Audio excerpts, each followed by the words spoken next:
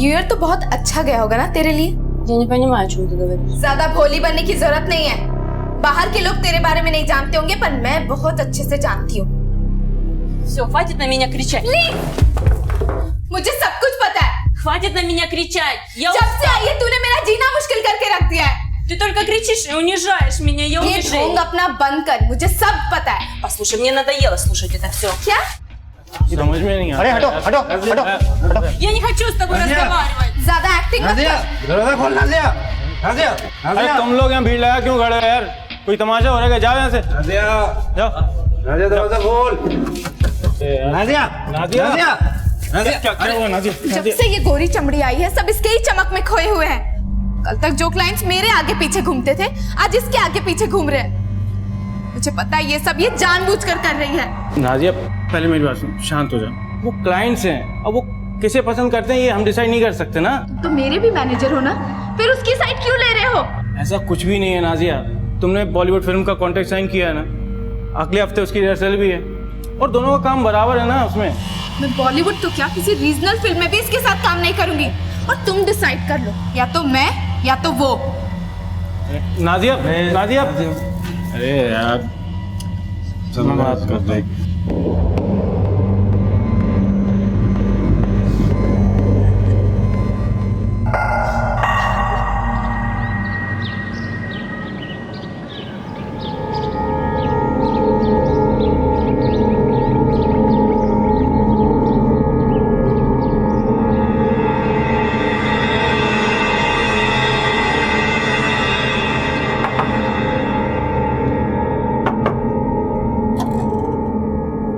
Madam 2 minute बाहर आ जाइए, सफाई करना है।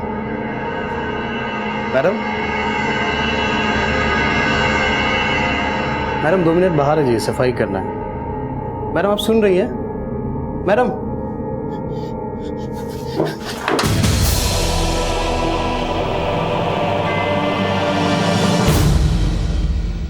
नए साल का स्वागत हम भरपूर उत्साह, जोश और जश्न के साथ करते हैं।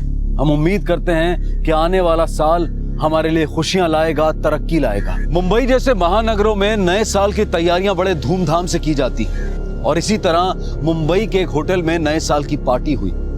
लेकिन उस पार्टी के बाद जो हुआ उसे देखकर सबके होश उड़ गए। दिलशोदा पेशे से बेली डांसर थी और अपने मुल्क से यहाँ डांस की दुनिया में नाम कमाने आई थी। बाकी के कलाकारों की तरह उसके भी कुछ सपने थे, आशाएं थी, लेकिन उसके सारे सपने किसी ने पुराने साल के साथ ही खत्म कर दिए। आने वाले साल के जश्न में उसका यह परफॉर्मेंस अब तक का सबसे बेहतरीन परफॉर्मेंस था। लोगों की नजरें उससे हट ही नहीं रही थी। दिलशोदा की काफी वाहवाही हो रही थी, लेकिन उसके करियर का यह सबसे बेहतरीन परफॉर्मेंस उसकी जिंदगी का आखिरी परफॉर्मेंस साबित हुआ।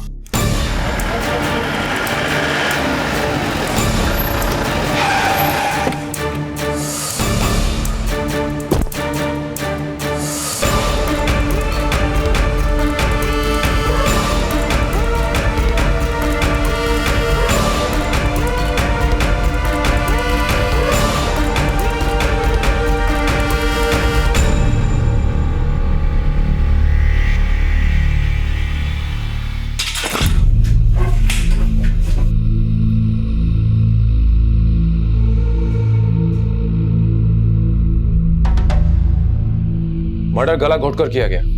ये गले पर निशान देख रहे हो? फॉरेंसिक टीम कितनी देर में पहुंचेगी?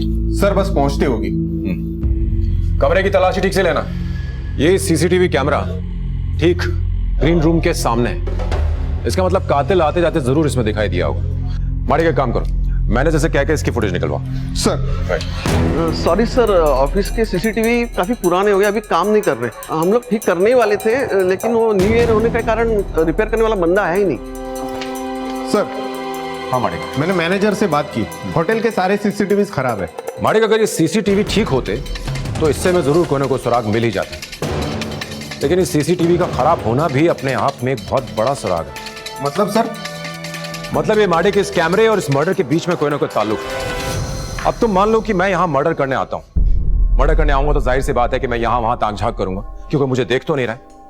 लेकिन जब अगर मुझे पता है कि कैमरा खराब है तो मैं बड़े आराम से अंदर जाऊंगा और मर्डर कर दूंगा। सर इसका मतलब इस लड़की को मारने वाला शायद इस होटल को और लड़की को अच्छे से जानता होगा। हो सकता है। माड़ी के काम करो, तुम उन सारे लोगों की लिस्ट बनाओ जो कल रात से लेकर आज तक इस होटल में मौजूद थे। सबसे पूछताछ करो, किसी को मत छोड़ना, चाहे वो वॉचमैन हो, गेटकीपर हो, सिक्योरिटी गार्ड्स, सबसे। शायद किसी ने कुछ देखा हो। सर, मैं इस लड़की का नंबर पता करके उसका कॉल रिकॉर्ड भी चेक करता हूँ। शायद जो भी यहाँ आया था उसकी यहाँ आने से पहले इस लड़की से बात हुई हो। राइट।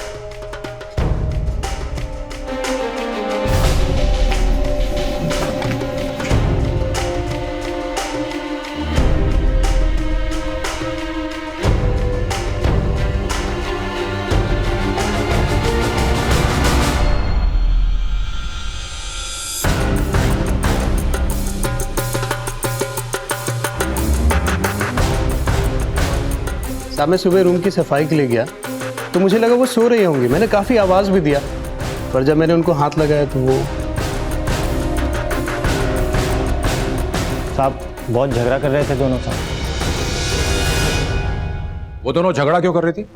ये तो पता नहीं है साहब। साहब वो क्या है ना, वो अंग्रेज मैडम किस भाषा में बात कर रही थी कुछ समझ नहीं आ रहा था साहब। और वो दूसरी वाली मैडम? सर वो दूसरी वाली मैडम हिंदी में बात कर रही थी साहब। और ये दूसरी वाली मैडम का नाम क्या है? वो दूसरी वाली मैडम का नाम नाजिया है साहब। वो भी गणेश साहब के साथ इधर डांस करने आती है साहब। ये गणेश साहब कौन है? उसके बॉस? नहीं सर, बॉस तो उनके उपेंद्र साहब हैं। गणेश साहब तो वो डांस करवाते हैं साहब। कोरियोग्राफर? ये दोनों इस वक्त किस कमरे में? उपेंद्र साहब को तो मैंने थोड़ी देर पहले लॉबी में देखा था। हाँ, लेकिन गणेश साहब अपने कमरे में मिलेंगे, कमरा नंबर 226। सर पूछताछ में ज्यादा कुछ पता नहीं चला, सब लोग एक ही बात बता रहे कि झगड़ा हुआ। लेकिन मुझे कुछ पता चला है। इस इवेंट कंपनी का मैनेजर उपेंद्र नीचे लॉबी में मौजूद है और उसका कोरियोग्राफर गणेश रूम नंबर 226 में है। तुम एक काम करो, तुम जाकर के इस गणेश से पूछताछ करो, मैं नीचे लॉबी में उपेंद्र से बात करता हूँ। Sir okay. मैं तो लुट गया यार, मुझे तो समझ में भी नहीं आ रहा मैं क्या करूं। इतना लॉस हो गया मेरा। Upendra. Yes sir.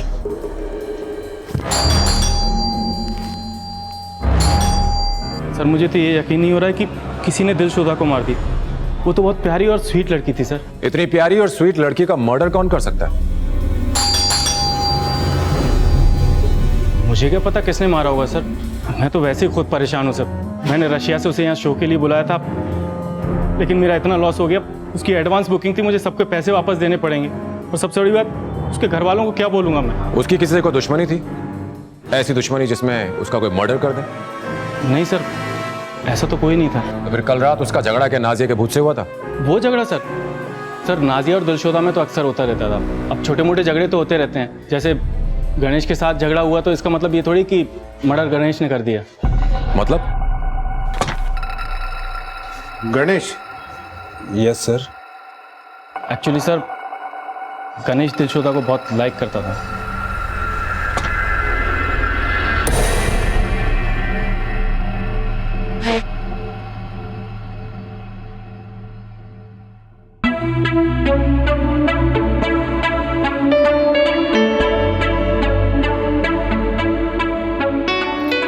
Hi, I am Ganesh. Привет, как дела?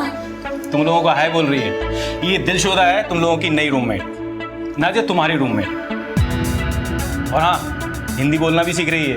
थोड़ा Мне нужна ванную. या मैं इसे रूम देखा क्या? काफी कॉन्फिडेंट लग रही है। इस बार तो शो हिट है अपना। तो क्या पहले फ्लॉप जाता था? विदेशी है तो क्या हो गया? मुझसे अच्छा डांस थोड़ी करती होगी। और वैसे भी डांस गोरी चमड़ी से नहीं, दिल से होता है। क्यों समर? हाँ।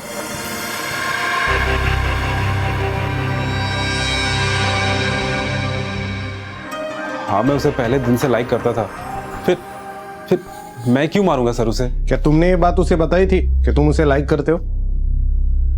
हाँ सर, एक बार मैंने उसे पटाने की कोशिश की थी। 1 2 3 4 1 2 3 4 1 2 3 4 1 2 3। नहीं हो रहा है, इट्स नॉट हैपनिंग। काम करो, तुम लोग ब्रेक ले लो। ओके, मैं इसको सिखाता हूँ। Okay, bye bye bye. Okay, let's start. तुझे क्या लगा? ये सब तुझे ऐसे ही मिल जाएगा? हाँ बेबी, इसको गुरु दक्षिणा कहते हैं और आज तक मुझे किसी ने ना नहीं कहा। Come on, come on. वैसी नहीं हूँ। जाओ, देखता हूं कौन सिखाता है तुझे। सर गणेश ने उस बात को इज्जत पे ले लिया था। वो तो उसे कोरियोग्राफ भी नहीं करना चाहता था। फिर मैंने मैनेज किया। मैंने गणेश को समझाया अगर कोई बाहर की लड़की तेरे अंडर में काम करेगी तो मार्केट में तेरी इज्जत बढ़ेगी। और ये कितने दिन पहले की बात है? कुछ ही महीने पहले की बात है। बाद में तो सब ठीक ही चल रहा था सर। कल रात की पार्टी के बाद तुम दोनों कहाँ थे? कल रात की पार्टी बहुत बड़ी थी सर, और बहुत मुनाफा भी हुआ, इसलिए मैंने और गणेश ने दारू पीकर सेलिब्रेट किए थे सर। गणेश तू देखना, इस प्रोग्राम के बाद ना हमारी लाइफ के सारे प्रोग्राम बड़े अच्छे होंगे। आज हम 3 स्टार में बैठे हैं, कल देखना 5 स्टार में होंगे, और सामने स्विमिंग पूल से लड़कियां निकल रही होंगी और हाथ में स्कॉच होगा। और तू देखना, आज हमारा एक ग्रुप है ना, कल 4 ग्रुप होंगे। बिल्कुल सब जल्दी चलिए साहब, वो अंग्रेज मैडम से नाजिया मैडम झगड़ा कर रही है साहब। अरे यार इन लड़कियों के झगड़े कभी खत्म नहीं होते यार। अच्छा मजा आ रहा था। सर वेटर की बात सुन के हम लोग ग्रीन रूम में गए और उपेर ने दिलशोदा को समझाने की कोशिश की। दिलशोदा देखो, रो मत, ये सब होता रहता है। न्यू ईयर दिलशोदा, रो मत प्लीज। Leave me. Я хочу побыть одна. अरे भाई जाने देना, ओके गोद में बैठेगा उसकी। अरे भाव नहीं तेरी, छोड़, सुबह तक ठीक हो जाएगी। चल सुन ही नहीं रही। चल तू अभी चल। उन लोगों के झगड़े के चक्कर में काफ़ी लेट हो गए थे सर, और बहुत पी भी ली थी, तो हम दोनों यहीं रुक गए। अरे यार उसके समझ में ही नहीं आता, इतना क्या गुस्सा, मैं उसे समझा ही तो रहा था। करेक्ट बोल रहा है, करेक्ट बोल रहा है। समझ के आइए, मैं आपको रूम तक छोड़ देता हूँ। कौन सा room number? Room number 226। Thank you,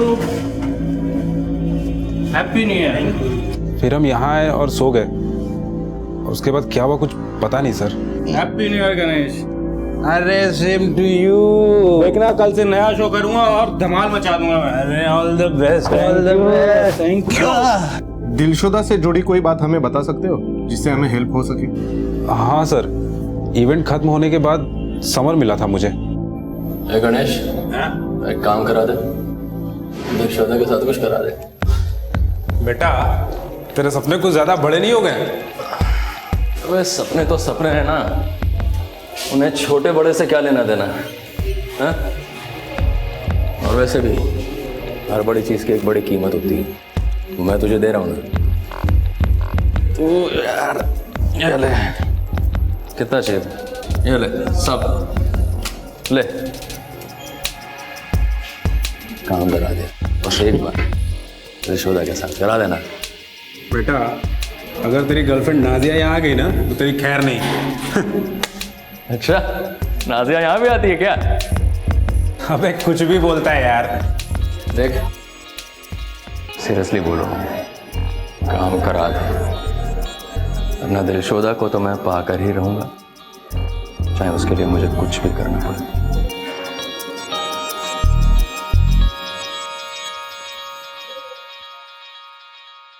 summer की ये बात तूने नाजिया को बताई?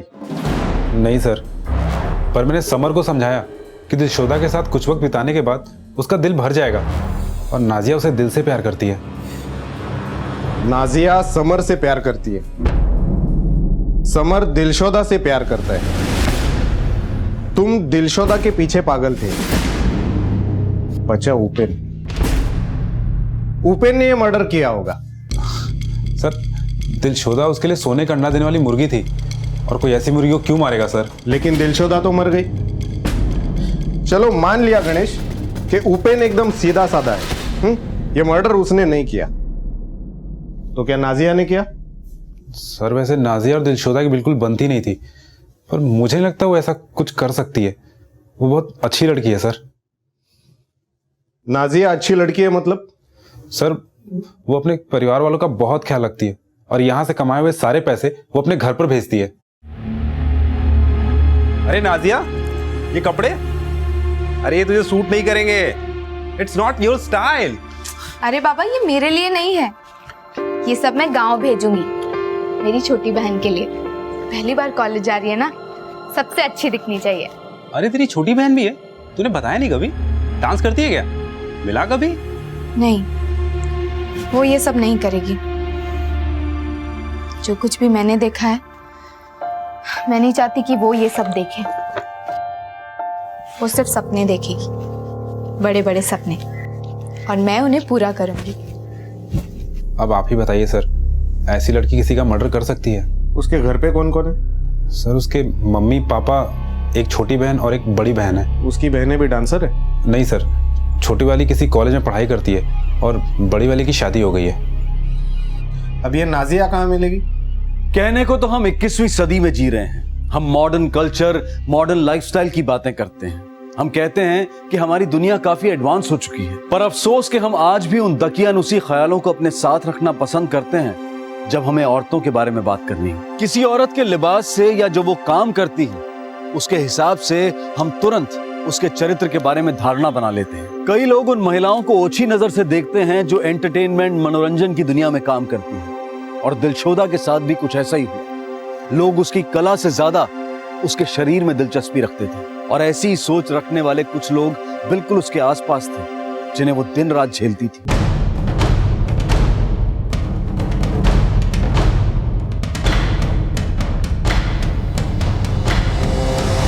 One, two, three, start. 1, 2, 3, 4, 5, 6, 7, 8. 1, 2, 3, 4, 5, 6, 7, 8. Change. 2, 2, 3, 4, 5, 6. क्या कर रहे हो? देखो पीछे क्या कर रहे गर्ल्स? 4, 5, 6, 7, 8.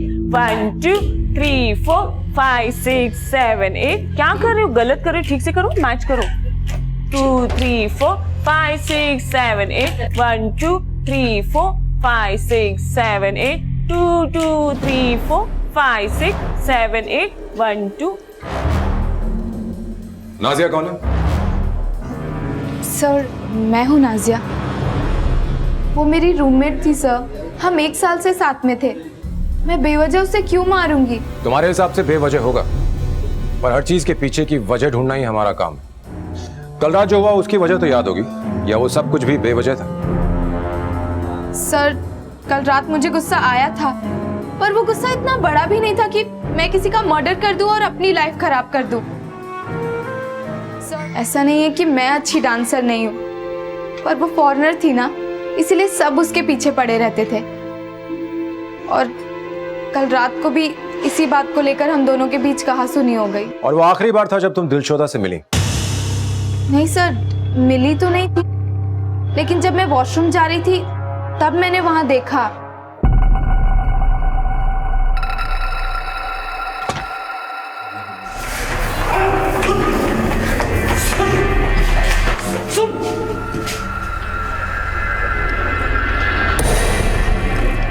सर जय हमारी हर परफॉर्मेंस देखने आ जाता है, मुझे तो वो पागल लगता है। और समर, उससे प्यार करती हो ना तुम? लेकिन वो तो इंपोर्टेड प्यार के पीछे पागल था। जलन तो हुई होगी, कहीं ऐसा तो नहीं कि जलन के मारे कहीं तुमने? नहीं नहीं सर, ऐसा कुछ नहीं है। मुझे तो पता था कि समर के लिए ये सब टेम्पररी है। उसकी पहली और आखिरी पसंद मैं ही हूँ। पहली और आखिरी का तो पता नहीं, पर उसने गणेश को पैसे दिए थे दिलशोदा को पाने के लिए। नहीं नहीं सर, आपको कोई गलतफहमी हुई है। वो उसके पीछे जरूर था, और वो सिर्फ मुझसे प्यार करता है। हाँ, जय का एड्रेस पता करो और जैसे पता चलता है मुझे इन्फॉर्म करना। माड़िक, हमें नाजिया, उपेन और गणेश, इन तीनों के पत्ते भी खोलने होंगे सर। क्योंकि मुझे लग रहा है कि हुक्म का इक्का इन्हीं तीनों में से किसी एक के हाथ में है। और बात है कि जब इक्के खुलेंगे तो बाजी हमारे हाथ में होगी। देखो, नाजिया समर को प्यार करती है, ये बात तो हम जानते हैं, और समर दिलशोदा के पीछे फिदा था। हो सकता है कि ये बात नाजिया के दिल में घर कर गई हो और उसने जलन में आकर के मर्डर कर दिया हो। सर ये भी हो सकता है कि गणेश को ये रिजेक्शन बर्दाश्त नहीं हुआ हो। उसे लगा होगा कि दिलशोदा ने समर को हाँ बोल दिया है और उसने जलन में आकर दिलशोदा को मार डाला। हो सकता है। और रही बात उपेन की, तो दिलशोदा की मौत से सबसे बड़ा नुकसान तो उसी है। उसके पास ये सब करने का कोई मोटिव नहीं। लेकिन सर जैसा दिखाई देता है अक्सर वैसा होता नहीं है। मुझे भी वैसे ये उपेन ना दूध का धुला नहीं दिखाई दे रहा है। अब बचा जय, पता लगाना पड़ेगा कि उसका इस कहानी में क्या रोल है। जय, यस, चल हमारे साथ पुलिस स्टेशन। चलना। तो आप मुझे लेकर किसी आए यहाँ पर? चुपचाप बैठे रहो, सब पता चल जाएगा। बता, तूने दिलशोदा का मर्डर क्यों किया? दिलशोदा का मर्डर हो गया? चौक तो ऐसे रहा जैसे तुझे कुछ पता नहीं है। हाँ, मुझे नहीं पता है। और आप मुझ पे क्यों शक कर रहे हैं? मैं तो उससे चाहता था। एग्जैक्टली, तू उसे चाहता था, उसने तुझे मना कर दिया और तूने गुस्से में आकर उसे मार डाला। आखिर तुम्हारा मकसद क्या था? तुम दिलशोदा को चाहते थे या दिलशोदा से कुछ चाहते थे? सर मैं तो इवेंट कोऑर्डिनेटर हूं, मैं चाहता था कि वो मेरे साथ काम करे। सर वो उपेन उसके सामने चिल्लड़ फेंका करता था और मैं उसके काम का कम से कम 10 गुना ज्यादा उसको पैसे दिलवा सकता था। माडिक अगर जय की बात को सच माने तो नाजिया ने हमें सारा सच नहीं बताया। मुझे लगता है कि नाजिया जानती थी कि समर ने दिलशोदा के लिए जय के साथ झगड़ा किया। और क्या उपेन ये जानता था कि जय दिलशोदा को अपने ग्रुप में शामिल करना चाहता था? और अगर वो ये जानता था तो ये कभी नहीं चाहेगा कि दिलशोदा जय का ग्रुप ज्वाइन करे।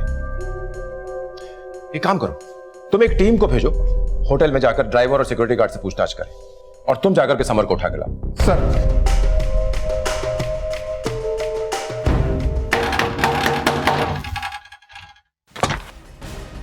समर। हाँ चल अरे पर चल, बात चल, क्या चल, बताइए तो? चल, पता चल गया, सर, हुआ क्या बताइए तो? अरे सर हुआ क्या? मैं तो दिलशोदा से प्यार करता था सर, मैं उसको क्यों मारूंगा?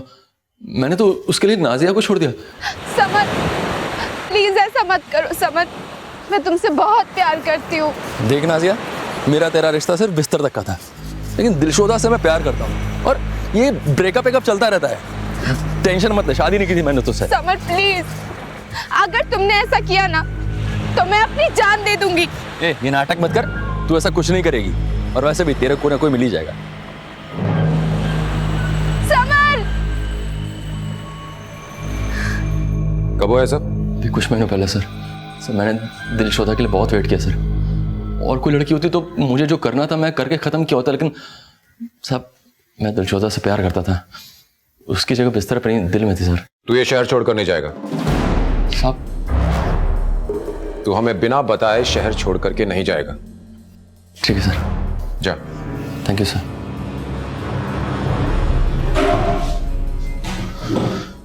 इस पर नजर रखवाओ सर। भाई ये नाजिया का चक्कर समझ नहीं आ रहा है। इसने हमें यह तो बताया कि समर और इसके बीच में अफेयर था, और उसने हमें यह नहीं बताया कि उन दोनों का ब्रेकअप हो गया। इसका मतलब यह है कि नाजिया के दिल में ऐसे बहुत से राज छुपे हैं जिन्हें अभी भी निकालना जरूरी है। ये केस अब एक अजीब सी पहेली बनता जा रहा था। पुलिस को हर किसी से कोई ना कोई सुराग तो मिल रहा था, लेकिन वो सुराग पुलिस को एक ऐसे रास्ते पर ले जाकर खड़ा कर देता था जहां डेड एंड लिखा हुआ मिलता था। उस रात क्या हुआ था, क्या यह किसी को नहीं पता होगा? क्या किसी ने कुछ देखा ही नहीं? या फिर कोई ऐसा था जिसे सब कुछ पता था पर वो इस केस को उलझाकर बचने की कोशिश कर रहा था? पुलिस सभी के बयानों को एक कड़ी में जोड़ने की कोशिश कर रही थी कि शायद एक लापता कड़ी उन्हें मुजरिम तक ले जाने में मददगार साबित हो, लेकिन यहां तो हर कड़ी के बाद दूसरी कड़ी गायब थी। आखिर माजरा क्या था? क्या पुलिस को जो कुछ पता चला था वो सब आधा सच था, या फिर वो सच था ही नहीं? सारी कड़ियों को खंगाल कर उन्हें ठीक से जोड़ने के लिए पुलिस ने तय किया कि वो एक बार फिर से सबसे अच्छी तरह से पूछताछ करेंगे, और उन्होंने शुरुआत की नाजिया से।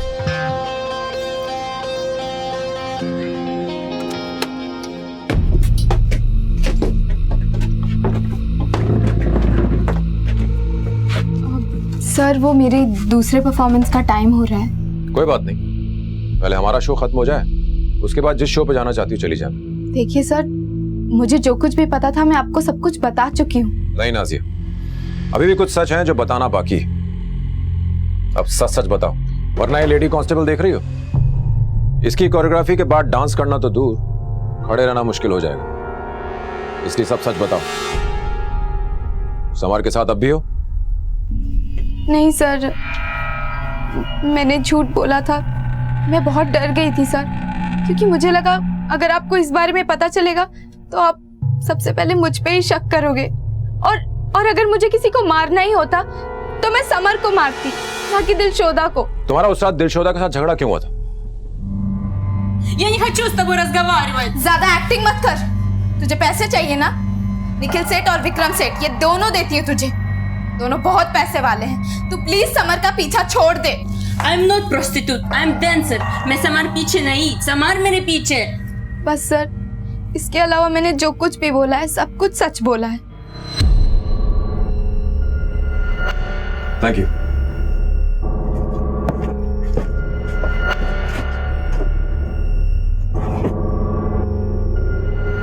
छोटी, मुझे तुझसे कुछ बात करनी है। हाँ,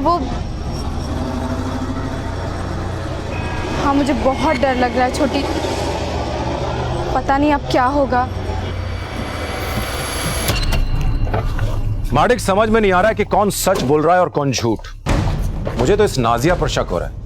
तुमने देखा नहीं कितनी नर्वस थी, लेकिन इस वक्त हमारे पास उसके खिलाफ कोई सबूत नहीं है, तो इसलिए हम उसे अरेस्ट तो नहीं कर सकते। तुम एक काम करो, तुम इस नाजिया के फोन रिकॉर्ड्स निकलवाओ। सर, कल सुबह तक नाजिया के साथ साथ उपेन और गणेश के कॉल रिकॉर्ड भी हमारे पास होंगे। माडिक, इस समर के फोन रिकॉर्ड्स भी निकलवाओ। क्या पता तुक्के में मारा गया ये तीर निशाने पे लग जाए। सर, और सुनो माडिक, एक काम करो, इस नाजिया को उठाओ, कल इसका प्रॉपर इंट्रोगेशन करो। Yes sir.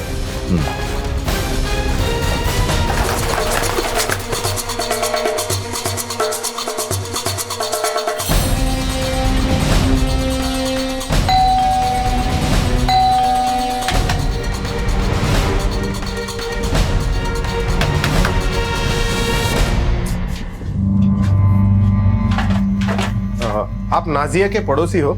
हाँ जी। नाजिया कहाँ है, कुछ पता है आपको? सर, वो कल रात से ही घर पे नहीं आई। एक्चुअली कल सुबह उसकी बाई ने काम करके चाबी दी थी, वो चाबी लेने भी नहीं आई। नहीं सर, कल से नहीं दिखी नाजिया। कॉल किया था सर, लेकिन स्विच ऑफ आ रहा था। पहले तो कभी ऐसा हुआ नहीं सर, समझ में नहीं आया। पता नहीं कहाँ गई सर, वैसे तो बता कर जाती है वो।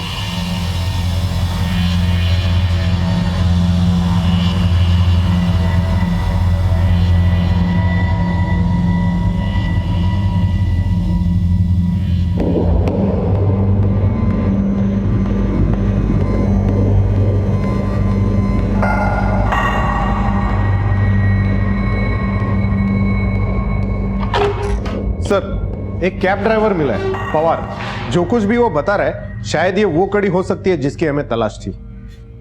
बुलाओ सर। सर। पवार, बताओ क्या जानते हो तुम? साहब, होटल के लिए काम करते हैं। मैं लेट नाइट पार्टी वार्टी रहती है ना, तो लड़की लोग को ड्रॉप करने को होता है मेरे को। नाइट शिफ्ट में क्या है साहब, काम कम रहता है। सुबह ट्रैफिक वगैरह रहता है, तो मेरे को रात को थोड़ा काम जमता है। कहानी मत बताओ, मुद्दे की बात बताओ। अभी कुछ दिन पहले की बात है साहब। नाजिया मैडम होटल के बाहर आई, मेरे गाड़ी में बैठी। जब हम लोग निकलने वाले थे तभी चले मैडम। हाँ चलो।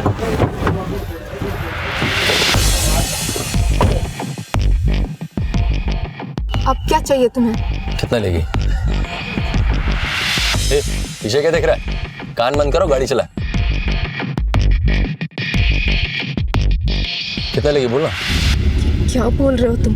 दिलशोदा से सेटिंग कराने में कितना लगी बोल। देख, तू एक बार उसको मेरे बिस्तर तक ले आ, मैं तुझे पैसों के बिस्तर पर सुला दूंगा। तुमने क्या मुझे लड़कियों को लोगं तक पहुंचाने वाली दलाल समझ रखा है? नहीं, लेकिन खुद तो 10 बिस्तर देखे ना तुमने। मेरे पैसे लेके मेरे साथ सोती थी, तब कहाँ थी तेरी इज्जत?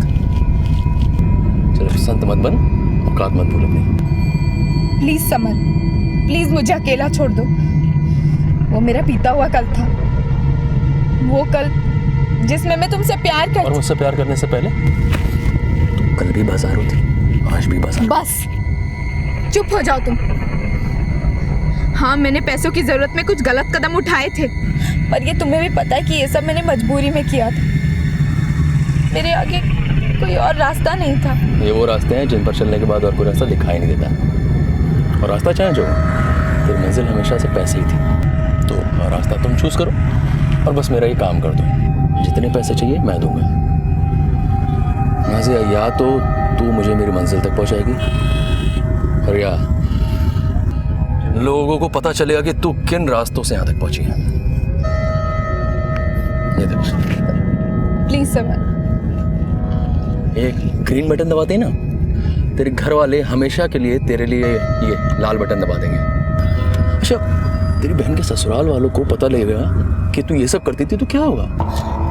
समर, प्लीज प्लीज ऐसा मत करो। मैं बर्बाद हो जाऊंगी समर, मेरी बहन की जिंदगी खराब हो जाएगी। प्लीज देख, तुम मेरा काम कर दो और मैं वादा करता हूँ मैं तेरा काम कभी नहीं बिगाड़ूंगा। बड़ा गुस्सा है। ये नाजिया मैडम को तुम आखिरी बार कब मिले थे? कल साहब। कल? हाँ साहब, वो होटल के बाहर मिली थी, फिर उन्हें मैंने अक्सा बीच छोड़ दिया था। कितने बजे? शाम को अंधेरा होने आया था। उनके साथ कोई और भी था? नहीं साहब, कोई और नहीं था। और उसके बाद उनको कहाँ छोड़ा? साहब मुझे नहीं पता, मैं उनको छोड़ के फिर चले गए। और कुछ जानते हो उसके बारे में? साहब जितना पता था सब मैं आपको बता दिया साहब। ठीक है, इसकी डिटेल्स लेकर रखो। सर तुम्हारे डिटेल्स दे दो।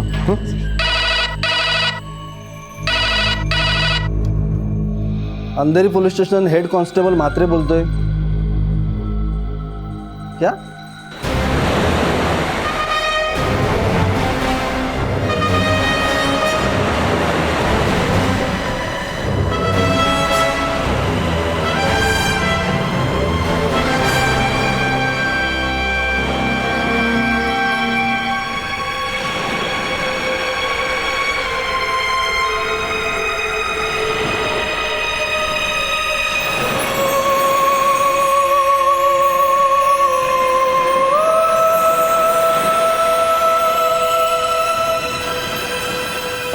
सर ये सुसाइड केस लगता है। नहीं मालिक, it's not a suicide case, it's a planned murder. अगर नाजिया को जान ही देनी होती तो 12 किलोमीटर दूर आकर के जान क्यों देती? हो ना हो इसे किसी ने मारा है और फिर उसकी लाश को ठिकाने लगाने की कोशिश की। एक काम करो, यहाँ के लोकल पुलिस स्टेशन में कोऑर्डिनेट करो, देखो क्या क्लू मिलता है। Sir right. अब तक पुलिस को लग रहा था कि नाजिया ही वो शख्स है जिसके पास दिलशोदा को मारने की काफी वजहें थी, लेकिन अब पुलिस ने नाजिया का शव भी संदेहास्पद हालत में बरामद किया था। नाजिया की मौत ने यह साबित कर दिया था कि इस केस की परतें काफी गहरी हैं और उन्हें खोलना आसान नहीं होगा। पुलिस ये बात जानती थी कि नाजिया ने आत्महत्या नहीं की है बल्कि उसे किसी ने मारा है, लेकिन अब सबसे बड़ा सवाल यह था कि आखिर नाजिया के खून की वजह क्या थी? क्या दिलशोदा और नाजिया का खूनी एक ही था? पर आखिर क्यों किसी ने दिलशोदा और नाजिया को मारा था? दिलशोदा और नाजिया भले ही एक दूसरे से काफी अलग थी, लेकिन उनकी निजी जिंदगी बिल्कुल एक जैसी थी। वो दोनों ये सब कुछ अपने परिवार के लिए कर रही थी और वो उनसे काफी प्यार भी करती थी। नाजिया अपनी जिंदगी ठीक करना चाहती थी, वो चाहती थी कि उसे इज्जत मिले और डांस की इस दुनिया में वो और आगे जाए, लेकिन अफसोस कि उन दोनों को ही वो नहीं मिल पाया जिसकी उन दोनों ने चाह की थी। सर कोई मेरे बिजनेस को चौपट करना चाहता है। मैं तो पहले से ही काफी नुकसान हूं सर। मेरा बिजनेस आसमान छू रहा था, प्री बुकिंग इतनी हो गई थी कि मैंने लोगों को ना कहना शुरू कर दिया था। सोचा था इस साल के एंड तक मैं 5 स्टार में पार्टी करूंगा, लेकिन सर मेरे दोनों डांसर्स नहीं रहे सर। मेरा बिजनेस तो बर्बाद हो गया। उनकी ज़रूरत मुझसे ज़्यादा किसे होगी सर? कोई मेरे डांसर्स को टारगेट कर रहा है। कौन टारगेट करना चाहेगा उन्हें? पता नहीं सर, कोई भी राइवल जो बिजनेस में मुझसे आगे बढ़ना चाहता हो।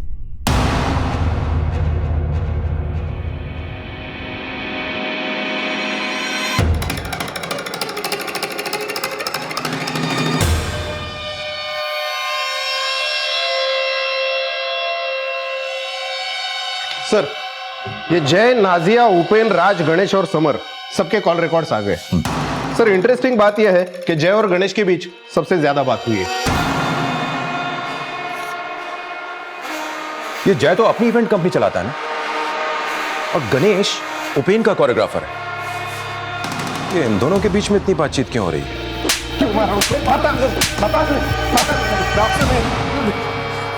बहुत हो गया तेरा नाटक।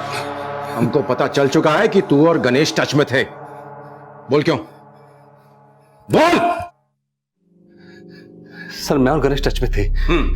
मैंने गणेश को एक ऑफर दी थी कि मेरी एड एजेंसी ज्वाइन कर ले, और ये ऑफर मैंने नाजिया को भी दी थी, और नाजिया के मना करने के बाद ही मैंने दिलशोदा से बात की थी। और जब तुझे पता चला कि नाजिया और दिलशोदा उपेन की एजेंसी को नहीं छोड़ेंगी, तो तूने उपेन को बर्बाद करने का फैसला किया। इसके बाद तूने दोनों लड़कियों का बारी बारी से खून किया, और तू ये अच्छी तरह से जानता था कि नाजिया और दिलशोदा ही उपेन की बेस्ट डांसर्स हैं, जिसके ऊपर उसका पूरा बिजनेस टिका था। तूने सोचा न रहेंगी दोनों लड़कियां और न रहेगा उनका बिजनेस। सर ये दोनों डांसर दुनिया के आखिरी डांसर थोड़ा है, दुनिया में और भी तो हैं। मार्केट में अगर आप अच्छा पैसा दोगे तो कोई भी आ जाएगा, मैं जान क्यों लूंगा किसी के साथ? और सर ये आम सी बात है कि कोई भी कंपटीटर दूसरे कंपटीटर के एम्प्लॉयज को हायर करता है। सर मैंने जय के ऑफर वाली बात आप लोगों से इसलिए छुपाई क्योंकि मैं नहीं चाहता था कि उपेन को ये सब पता चले। और वैसे भी सर मैंने जय का ऑफर रिजेक्ट कर दिया था, पर मेरा जय के साथ बातचीत करना उपेन को बिल्कुल भी पसंद नहीं था, क्योंकि वो दोनों एक दूसरे के स्ट्रॉन्ग कॉम्पिटिटर्स हैं। सर एक मिनट।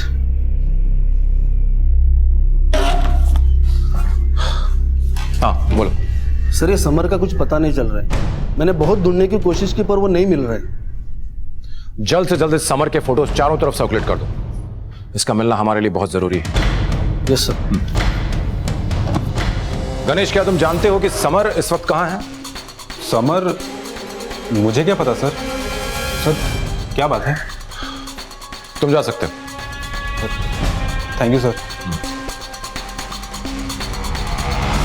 इस पर नजर रखना। समर भाग गया है, हो सकता है वो इससे मिलने की कोशिश करे।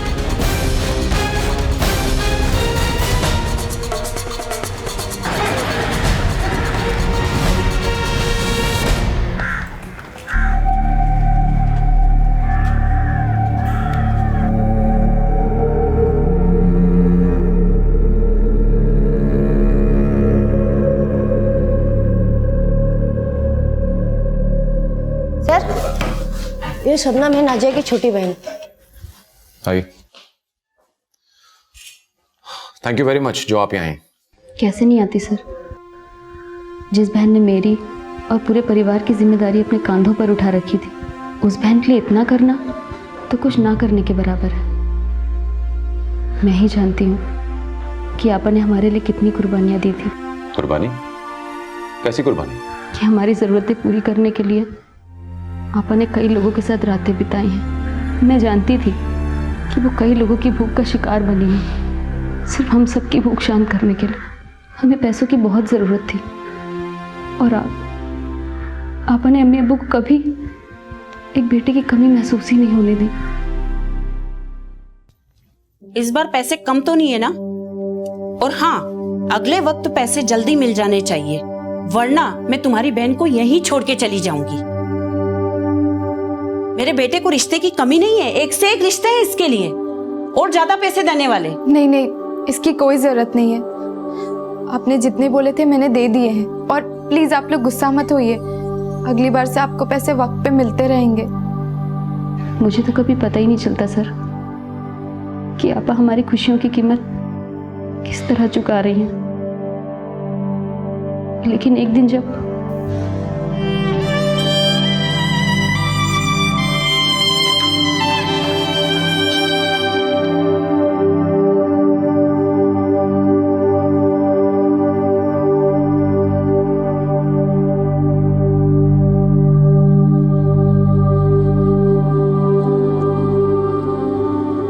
मैं ये सब करना नहीं चाहती थी, लेकिन घर के खर्च, तुम्हारी पढ़ाई, आपा के ससुराल वालों के डिमांड, मेरे पास कोई और रास्ता नहीं था। मैं जानती हूँ सब कुछ जानने के बाद सब लोग मुझसे नफरत करोगे। ये सब जानने के बाद मेरी नज़र में कभी आपा की इज्जत कम नहीं हुई, बल्कि 10 गुना और बढ़ गई। मैंने और आपा ने तय किया था कि ये बात सिर्फ हम दोनों के बीच में रहेगी, क्योंकि अगर अम्मी अब्बू को ये बात पता चलती तो वो जिंदा नहीं बचते। अम्मी अब्बू के लिए तो यही शर्म की बात थी कि आपा डांस करती थी। फिर एक दिन आपा की ज़िंदगी में समर आया। समर आपा का क्लाइंट था। आपा उसे पसंद करने लगी थी। वो उसके साथ अपनी ज़िंदगी की नई शुरुआत करना चाहती थी, मगर ऐसा कुछ नहीं हुआ। दुनिया की नज़र में समर उनका बॉयफ्रेंड था, लेकिन ओह हाय, बहुत बढ़िया। हाँ बढ़िया। कहाँ है यार? अरे यार चल बैठ, बुलाता हूँ। जल्दी यार। अरे ना बड़ी बेचैनी है यार दोस्त।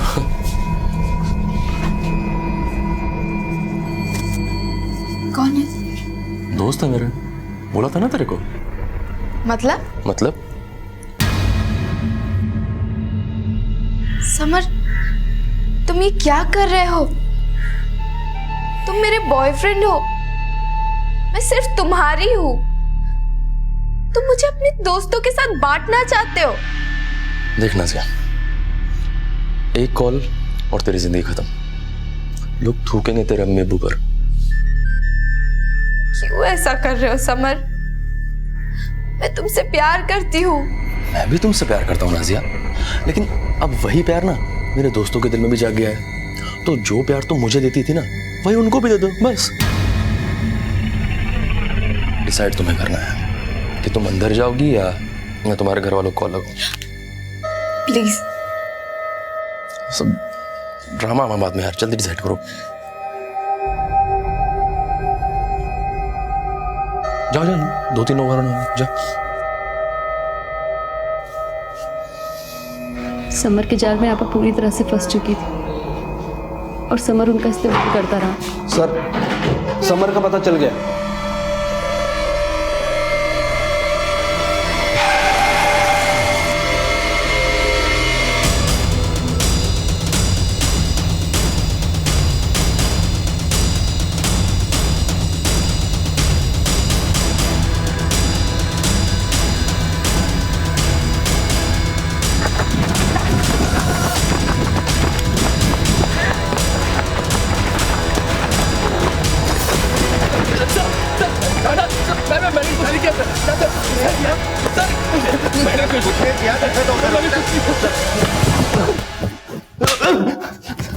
बोल, क्यों खून किया तूने? सर मैं सच बोल रहा हूँ सर, मैंने कोई खून नहीं किया सर। मैं तो पूरी रात किंग्स बार में बैठा था सर। किंग्स बार में बैठा था? हाँ सर। तो फिर अचानक गायब कहाँ हो गया था? बिना बताए तू यहाँ से गया कैसे? मैंने तुझे कहा था ना कि बिना बताए जाना नहीं, शहर में छोड़ना। क्यों गया? सर पूरी जगह मेरे पोस्टर लगे सर, और नाजिया भी मर गई, तो मुझे लगा मैं फंस जाऊंगा, इसीलिए भागा कि मामला सॉल्व होने के बाद वापस आ जाऊंगा। सर मैं सच बोल रहा हूँ, मैंने कोई खून नहीं किया। झूठ बोल रहा है? सर मैं सच बोल रहा हूँ, मैं पूरी रात किंग्स बार में बैठा था सर। आप चाहे तो पता कर लो। सर ये सच बोल रहा है, ये किंग्स बार में ही बैठा था, मैंने पता किया। शबनम, तुम्हें नाजिया के बारे में सब पता था, क्योंकि नाजिया तुम्हें सब बताया करती थी। क्या उसने कभी तुम्हें बताया कि वो जय के साथ काम करना चाहती है? नहीं सर, आपा तो चाहकर भी किसी और के साथ काम नहीं कर सकती थी। क्यों? अरे क्या बात है, मुझे यहाँ क्यों लेके आए? सर बात क्या है सर, मुझे यहाँ क्यों बुलाया सर? अब तुम खुद सच बताओगे या फिर हम अपने स्टाइल से उगलवाएं? क्या मतलब सर? मतलब वही है जो तुम समझ रहे हो। ये तुम्हारे पिछले 3 साल के इनकम रिकॉर्ड्स हैं, जिसके अकॉर्डिंग तुमने पिछले साल 24 लाख कमाए हैं, उससे पिछले साल 28 लाख और उससे पिछले साल 23 लाख। जब हमने दिलशोदा और नाजिया के बैंक अकाउंट्स चेक किए, तब हमने देखा कि उन्होंने इसका सिर्फ 10% कमाया है, जबकि तुम्हारी कंपनी उनके बूते पर चलती थी, पर तुमने उन्हें कभी उनका पूरा पैसा नहीं दिया। सर आपने इनकम के बारे में तो पता लगा लिया, पर शायद खर्च के बारे में पता लगाना भूल गया। हमारा काम भूलना नहीं है, याद दिलाना है। इसलिए खुद अपनी याददाश्त पर जोर डालो, नहीं तो हमें याददाश्त वापस लाना अच्छी तरह आता है। सर अगर उन्हें इतनी प्रॉब्लम थी तो मुझे छोड़ के क्यों नहीं गई? वो इसलिए छोड़कर नहीं गई क्योंकि उनका बहुत सारा पैसा तुम पर ड्यू था, और तुम उन्हें रोज उल्लू बनाते थे कि तुम्हारे क्लाइंट्स ने तुम्हें पैसा नहीं दिया, जबकि ऐसा नहीं था। और जब ये पैसा जमा होकर बहुत ज्यादा हो गया, तब तुमने तय किया कि तुम इतना हैवी अमाउंट उनको कभी नहीं दोगे। ऐसा कुछ भी नहीं था सर, ये एकदम झूठ है। नाजिया की छोटी बहन ने हमें सब बता दिया, क्योंकि नाजिया उससे हर बात शेयर किया करती थी। उसने ये भी बताया है कि नाजिया पैसों की तंगी के चलते ही दिलशोदा का सौदा करवाने को तैयार हुई थी, ताकि वो आसानी से ज्यादा पैसे कमा सके। बोल, ऐसा हुआ था? ऐसा कुछ भी नहीं हुआ था सर। मैं सर बताता हूँ। एक्चुअली बात ये थी कि वो दरअसल समझ में नहीं आ रहा। अरे हटो। Я не хочу с тобой разговаривать. ज्यादा एक्टिंग मत कर। तुझे पैसे चाहिए ना? निखिल सेठ और विक्रम सेठ ये दोनों देती है तुझे। दोनों बहुत पैसे वाले हैं। तू प्लीज समर का पीछा छोड़ दे। I am not prostitute. I am dancer. मैं समार पीछे नहीं, समार मेरे पीछे। देख मैं सब जानती हूँ कौन किसके पीछे। तुझे पैसे चाहिए ना? मैं तुझे दिलाती हूँ पैसे। मेरे साथ सौदा कर ले, दोनों मिल बांट के खाएंगे। तुम मुझसे ऐसे मत बात करो, मैं मेरे पैसे चाहिए। You and your manager are cheaters. You are cheaters. अरे क्या कर रहे हो यहाँ पे? जाओ ना, तमाशा लगा रखा है क्या? जाओ यहाँ से। मैं मेरे पैसे चाहिए। I want to go my country. I go to embassy and tell you are cheaters. I want my money.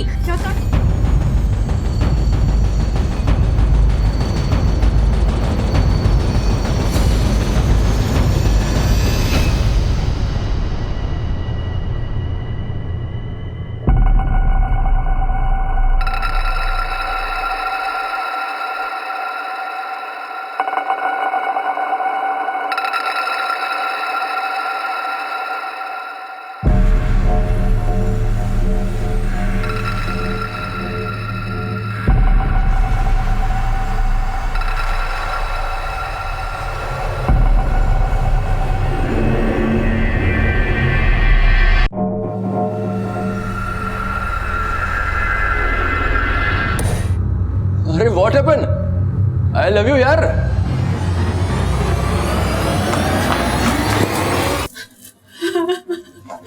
अब मान चुकी अब मान चुकी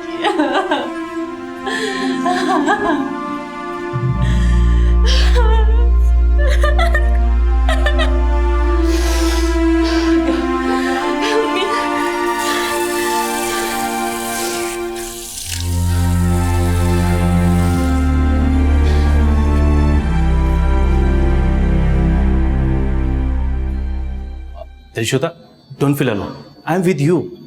एक्चुअली तुम्हें उन लोगों की बात पे ध्यान ही नहीं देना चाहिए। तुम इतनी खूबसूरत हो कि लोगों से you get unwanted attention. I don't want attention. I want my money. Nazia blamed me with which I never done. Guys look at me like piece of meat. I'm done.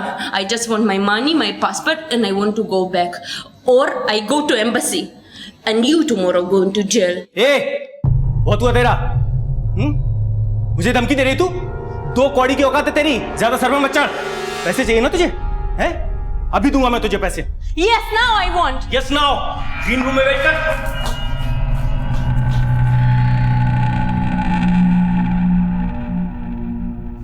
हाँ नाजिया, जल्दी से बिलियर्ड रूम में आ।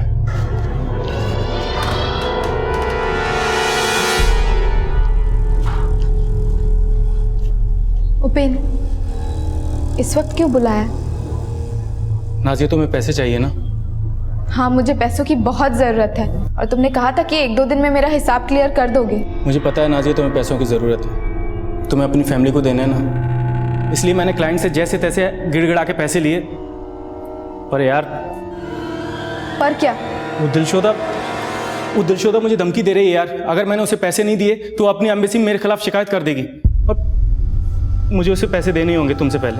उपेन, पिछले 6 महीने से तुम मुझे टाल रहे हो और तुम्हें पता है कि अगर आपा के ससुराल वालों को पैसे नहीं दिए तो क्या होगा? तुम भी तो ये सोचो, अगर मैंने दिलशोदा को पैसे नहीं दिए तो जेल करवा देगी मुझे, और फिर ना तुम्हें पैसे मिलेंगे ना मुझे।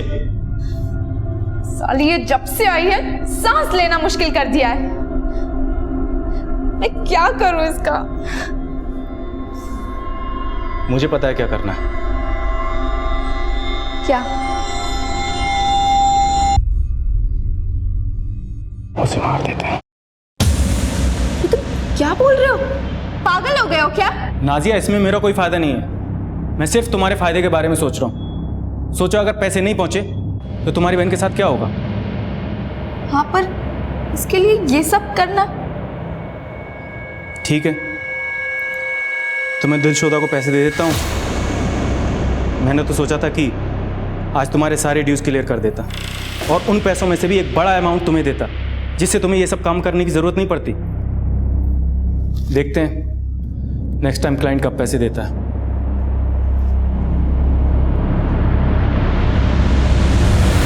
उपेन, मैं आती हूँ।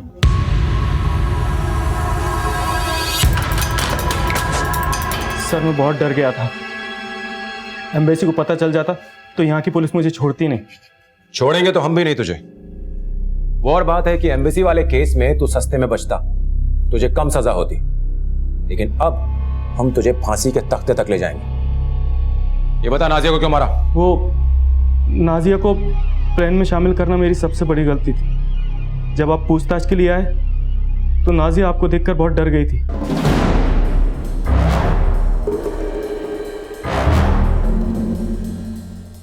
छोटी, मुझे तुझसे कुछ बात करनी है।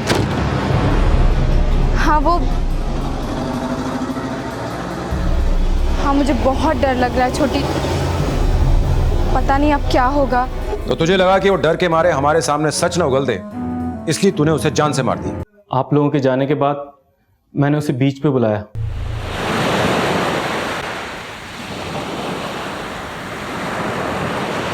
मुझे यहाँ क्यों बुलाया है?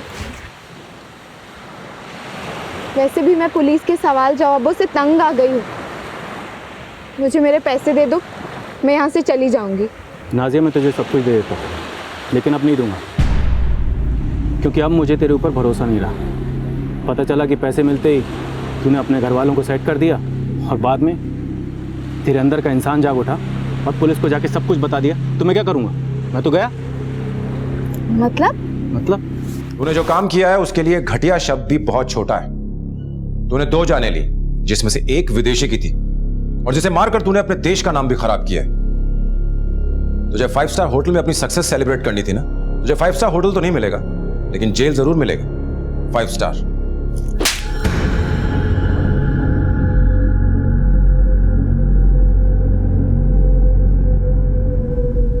आखिरकार पुलिस ने आईपीसी की धारा 302 के तहत उपेन को इस दोहरे हत्याकांड के लिए हिरासत में लिया। उस पर ठगी के लिए आईपीसी की धारा 421 भी लगाई गई और साथ ही पुलिस ने समर को ब्लैकमेलिंग के लिए धारा 384 के तहत गिरफ्तार किया। भले ही आज उपेन सलाखों के पीछे है, लेकिन उसने जो किया उसकी भरपाई कभी नहीं की जा सकती। दिलशोदा और नाजिया के परिवार अब तक इस सदमे से बाहर नहीं निकल पाए हैं। दोनों ही परिवारों ने अपनी अपनी बेटी खो दी। सभी ने हमेशा नाजिया और दिलशोदा को गलत नजर से देखा, लेकिन उन दोनों की हत्या के पीछे आखिर वजह क्या थी? वजह थी लालच। उपेन दिलशोदा और नाजिया को पैसे देना ही नहीं चाहता था। पहले उसने नाजिया को मजबूर किया कि वो दिलशोदा के कत्ल में उसका साथ दे, और फिर उसने नाजिया को भी मार डाला। दुनिया का कोई भी काम तब तक गलत नहीं कहलाता जब तक कि वो गैर कानूनी ना हो और किसी को नुकसान ना पहुंचा रहा हो। हम अक्सर दूसरों को सलाह देते हैं कि ऐसा करने से हम सुरक्षित रहेंगे, वैसा करने से हमारा नुकसान होगा, लेकिन हमारे अंदर जो शैतान पनप रहा है उसका क्या? जरूरी है कि दूसरों से पहले हम अपने आप को रोकें, अपने आप से सवाल करें कि हम जो करने जा रहे हैं क्या वो गलत है या सही है, क्योंकि हमारा एक गलत फैसला हमारी पूरी जिंदगी पर असर डाल सकता है। क्राइम पेट्रोल की पूरी टीम की तरफ से आप सबको नए साल की ढेर सारी शुभकामनाएं। अब मैं अनूप सोनी आपसे विदा लेता हूं, फिर मुलाकात होगी अगले एपिसोड में। तब तक अपना और अपने परिवार का ख्याल रखें और देखते रहें क्राइम पेट्रोल डायल 100। सबक एक को सीख हम सबको। जय हिंद।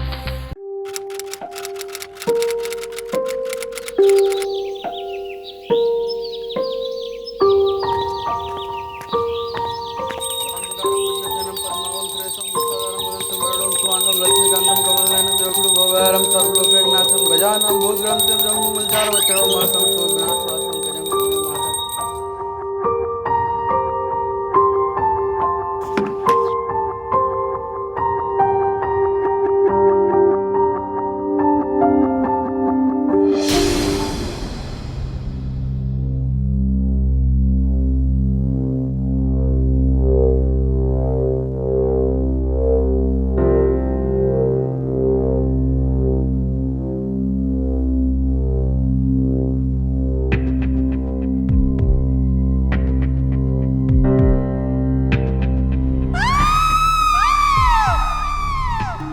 कभी कभी जुर्म इतने संगीन होते हैं कि जिनके बारे में सुनकर आपकी रूह कांप जाती है।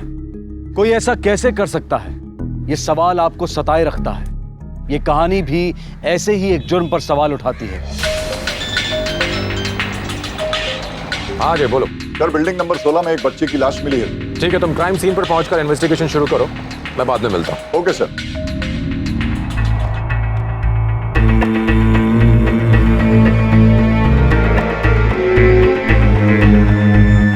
पिछली बार इस इलाके के एक नाले में 5 साल की बच्ची की लाश पाई गई थी, जिसका हत्या से पहले शोषण किया गया था। लेकिन इस बार मामला और भी गंभीर था।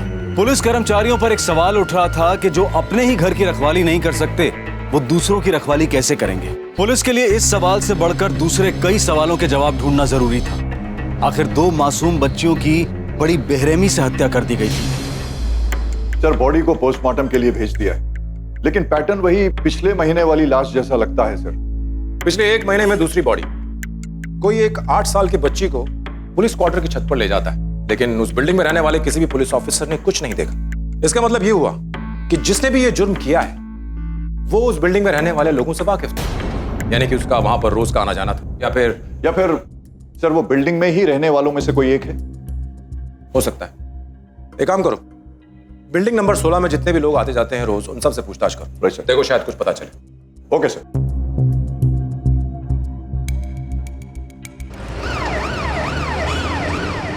जिस बच्ची के साथ ये हुआ, याद करो, कभी उसे देखा उस बिल्डिंग में, कंपाउंड में? नहीं देखा। साहब ने आपको बुलाया है? जिस बच्ची के साथ ये हुआ, याद करो, उसे तुमने कहाँ देखा? बिल्डिंग में, कंपाउंड में या कहीं और? नहीं सर, मैंने कहीं नहीं देखी।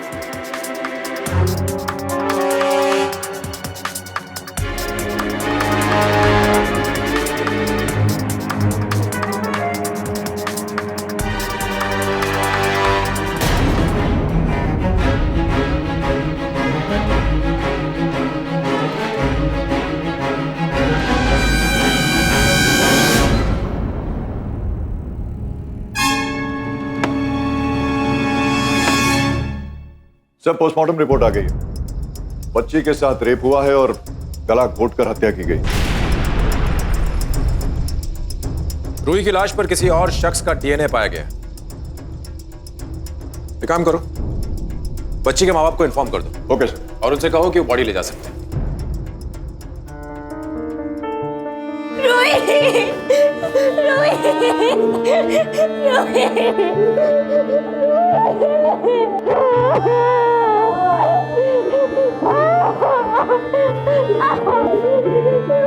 चलो बेटी से चलो।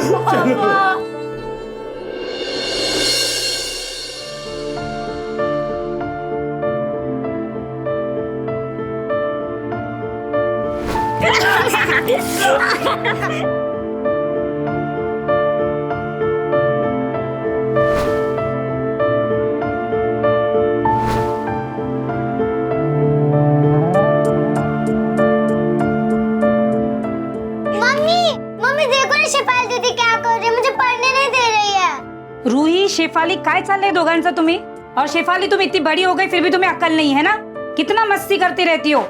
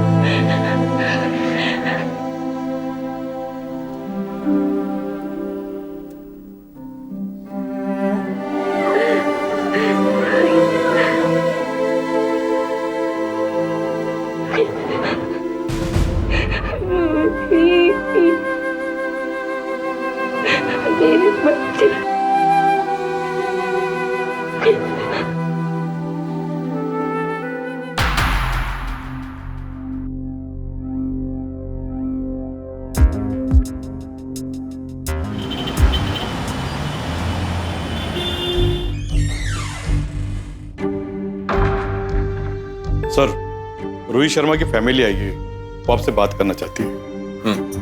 बुलाओ। Yes sir.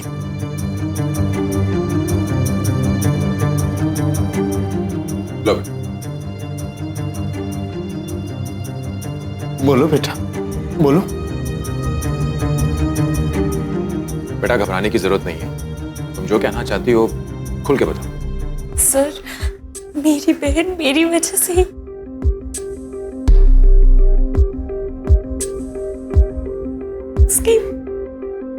उसकी मौत की वजह मैं हूं। अब तुम क्या कहना चाहती हो बेटा? थोड़ा खुल के बताओ, साफ साफ बताओ। बोलो बेटा, बोलो। सर, मैं एक ऋषि नाम की लड़की को जानती हूँ। वो मोहल्ले की हर लड़की को छेड़ता है। मेरे पीछे भी पड़ गया था। सुनना, क्यों इतना भाव खा रही है रे? और जब मैं नहीं मिली तो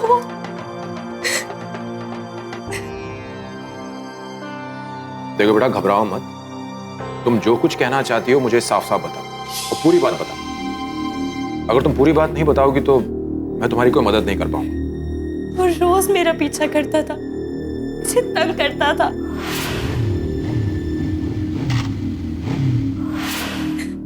मैं कुछ नहीं कर पाती थी क्योंकि मैं डरती थी। वो प्लीज क्यों हमें परेशान करो, जाने दो ना। और फिर एक दिन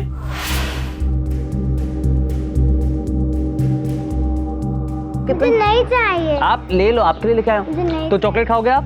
नहीं, मुझे कुछ नहीं चाहिए। तो लॉलीपॉप ले लो।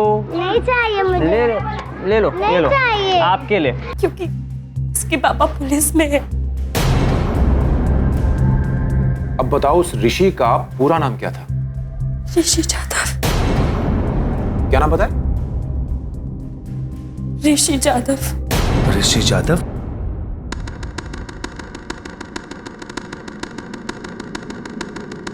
उसने मेरी बहन को मार डाला साहब, मार डाला उसने मेरी बहन को। रूही की लाश मिलने के 2 दिन बाद कहानी में ट्विस्ट आ गया। शेफाली के बयान से इतना तो साफ हो गया था कि ऋषि के पास रूही को मारने का मोटिव था, लेकिन जांच अब तक पूरी नहीं हुई थी। पर सबसे बड़ा सवाल यह था कि आखिर ऋषि कहां गायब था और क्या उसके कारनामों के बारे में उसके पिता को जरा भी अंदाजा था? अरे गावकर तू ये ना। मैडम ऋषि बाबू आहे का? नहीं रे, 3 दिन से घर नहीं लौटा। क्या रे? सर ये तू जा।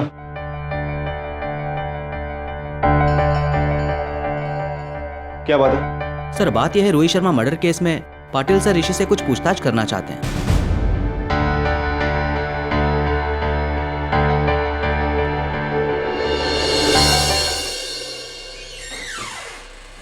सर टेलीफोन कंपनी से ऋषि जादव के कॉल के रिकॉर्ड्स आ गए हैं। ओके। पिछले 2 दिन से इसका फोन बंद आ रहा है और इसका आखिरी नोन लोकेशन अंधेरी ईस्ट दिखा रहा है।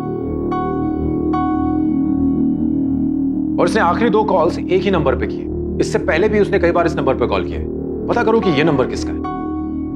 देशमुख ये नंबर लो और इसके कॉल डिटेल्स निकालो। जी सर। पाटिल, यादव बाबू आप ऋषि को तुमने क्वेश्चनिंग के लिए बुलाया, क्या सबूत है उसके खिलाफ? यादव बाबू, ऋषि पिछले 3 दिनों से गायब है और आपने अभी तक उसकी मिसिंग रिपोर्ट तक नहीं लिखाई। तुम ऋषि को इतनी अच्छी तरह से नहीं जानते। 3-4 दिन दोस्तों के घर रहना उसके लिए तो आम बात है। लेकिन हर बार जब वो घर से बाहर रहा है, उसके घर की छत के ऊपर लाश भी तो नहीं मिली। और इस बार ऋषि के खिलाफ मरने वाली लड़की की बहन ने स्टेटमेंट भी दर्ज किया है। देखो जादव, मैं समझ सकता हूं कि तुम एक इंस्पेक्टर होने के साथ साथ एक पिता भी हो। और इस केस की तहकीकात के दौरान मैं सिर्फ इतना जानना चाहता हूं कि मेरी मुलाकात एक पिता से होगी या फिर इंस्पेक्टर प्रणव जाधव से।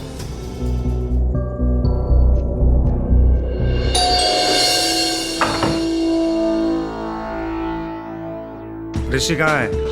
मैं कई दिनों से उससे नहीं मिला हूं। कई दिनों से? तो 3 रात पहले ऋषि यहाँ क्या कर रहा था?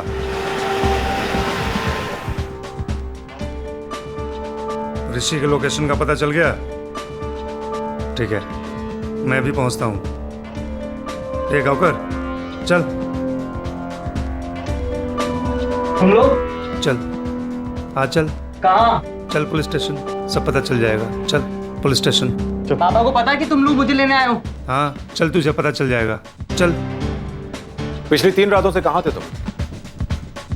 फ्रेंड के घर पे था, पढ़ाई कर रहा था। पढ़ाई कर रहे थे या फिर पार्टी कर रहे थे? तुम्हें तो ये भी पता नहीं होगा कि तुम्हारे घर की छत पर रूही की लाश मिली है।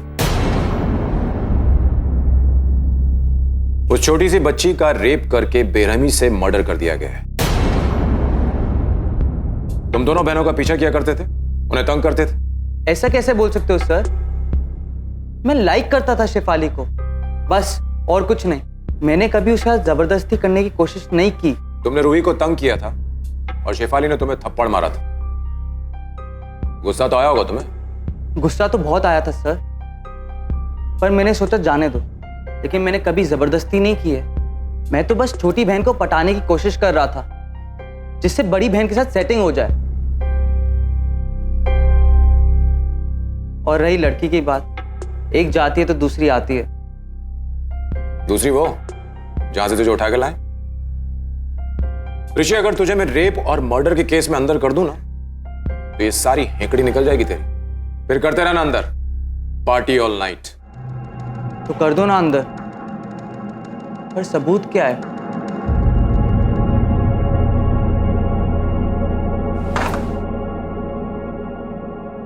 किधर जा रहे तू? हाँ, एक फोन करने को नहीं होता? अरे आई, तू टेंशन क्यों लेती है? मैं छोटा बच्चा नहीं हूँ। अच्छा, मुझे बहुत तेज भूख लग रही है, कुछ खाने को बना दे प्लीज।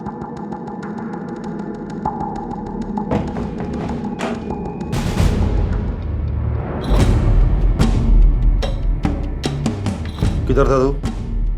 कहाँ झक मार रहा था? पुलिस स्टेशन में था। आपके अजय साहब ने रोक के रखा था। पता है मुझे, मेरी गलती है जो तुझे इतनी छूट देके रखी है। ये दिन तो देखना ही था। मुझे परवाह नहीं है अजय के सामने तुमने क्या बोला है। देख, जो भी है मुझे सच सच बता दे। बोला तो था मैं फ्रेंड के घर पे हूं। अगर यकीन नहीं आता तो आप आदित्य से कॉल करके बात कर लीजिए। सच बता, उस लड़की के साथ तूने क्या किया है? आपको खुद के बेटे पे यकीन नहीं है?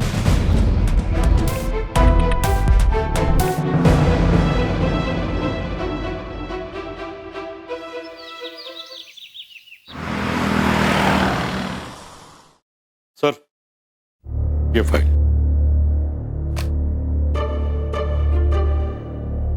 एक काम करो, इन 5 लोगों के अंदर उन 2 लोगों के नाम भी जोड़ दो, ऋषि और आदित्य। इन सब लोगों को डीएनए टेस्ट के लिए बुलवाओ, और अगर कोई आने से मना कर दे तो उन्हें उठा लो। जी सर। इसके अलावा कोई और तो नहीं बचा राउंड अप के लिए? है ना सर, वो रफीक केबल वाला। कत्ल की रात उसे उस बिल्डिंग में देखा गया था। रवि गया उसको उठाने। ठीक।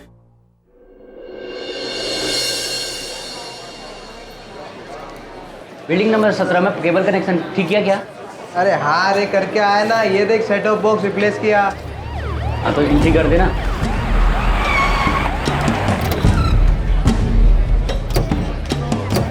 बिल्डिंग नंबर 16 में तुम लोगों में से कौन जाता है?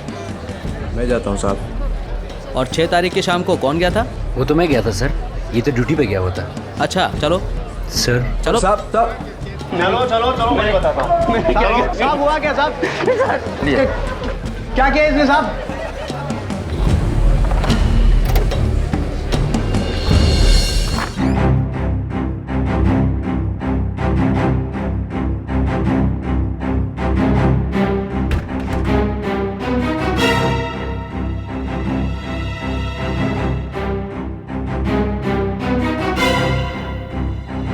इंट्रोगेशन में तो फेल हो गया। अब कल जाके डीएनए टेस्ट देखिए।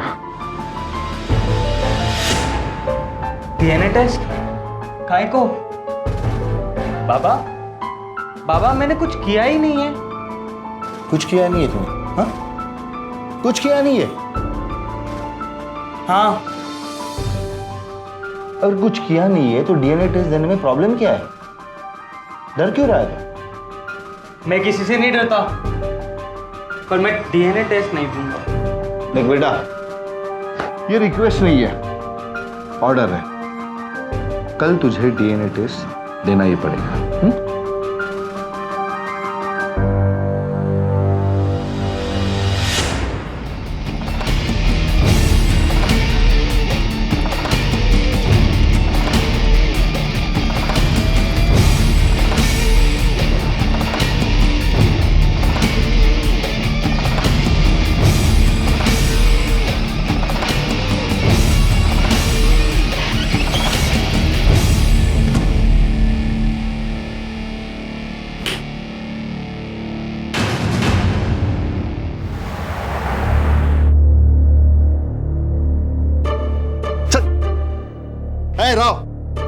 उसको अंदर डाल। तेरे को बोला ना अंदर डाल, घेऊन जा त्याला।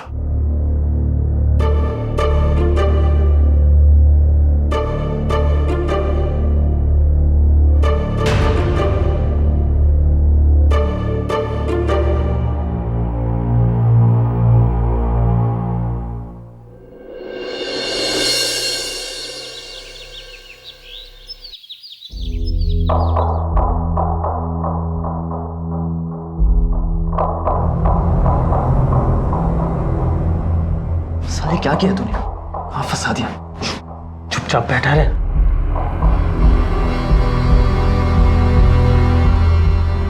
नेक्स्ट।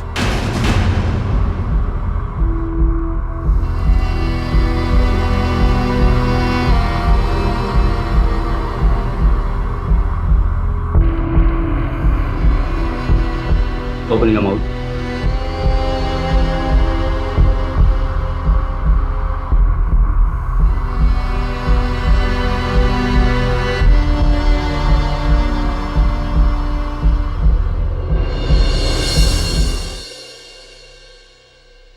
साहब साहब साहब क्या है?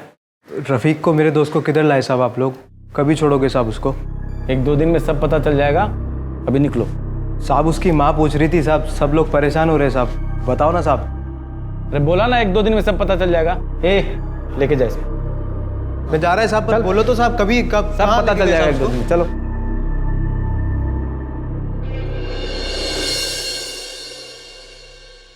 सर, ये ऋषि यादव की ब्लड रिपोर्ट्स है।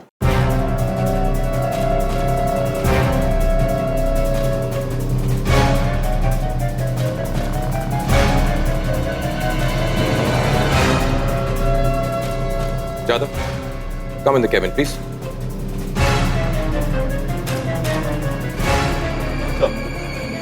जादव, सारी डीएनए रिपोर्ट्स आ चुकी हैं, पर अनफॉर्चुनेटली किसी का भी प्रोफाइल हत्यारे से मैच नहीं करता है। तुम्हारे बेटे को हम जाने देंगे, पर तुम्हारे बेटे की ब्लड रिपोर्ट में ड्रग्स पाई गई हैं। मुझे लगा तुम देखना चाहोगे।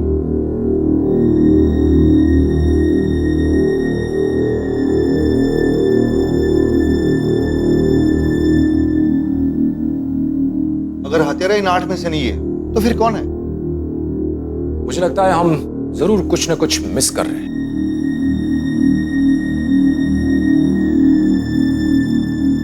डीएनए टेस्ट के नतीजों से केस सुलझने की बजाय और उलझता गया।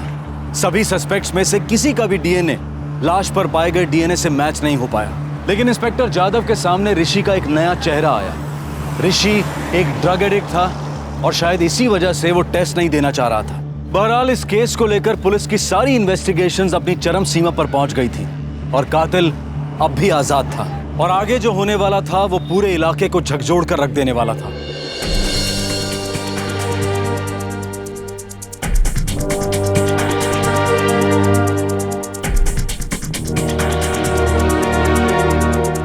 नफीसा बेबी, साहब मेरी बच्ची अभी तक घर नहीं आई है। आप सब जगह ढूंढा, पता नहीं बच्ची कहाँ चलेगी, कुछ पता ही नहीं चल रहा है। नाम क्या बच्ची का? नफीसा अली। नफीसा अली। घरचा पत्ता? 19/100। ठीक आहे, आम्ही तपास करतो, जसं काय भेटेल ना तुम्हाला कळवतो. ओके या. साहब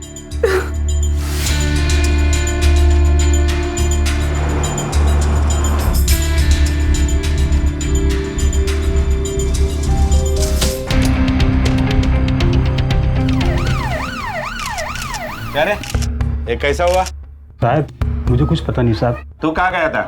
मैं 1 महीने से मुंबई में था ही नहीं, हैदराबाद गया था। अच्छा, ये खोली मेरी है साहब, 2 महीने से बंद है।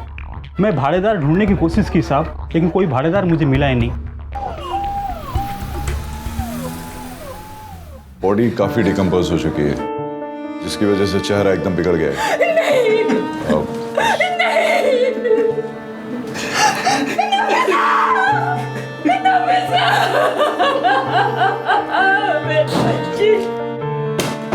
लाश जहां मिली है वहां ऐसा हो ही नहीं सकता कि बच्ची को किसी ने देखा ना हो। तुम एक काम करो, बच्ची का फोटो लो और 4-5 किलोमीटर के रेडियस में सबसे पूछताछ करो, सबसे। Okay sir.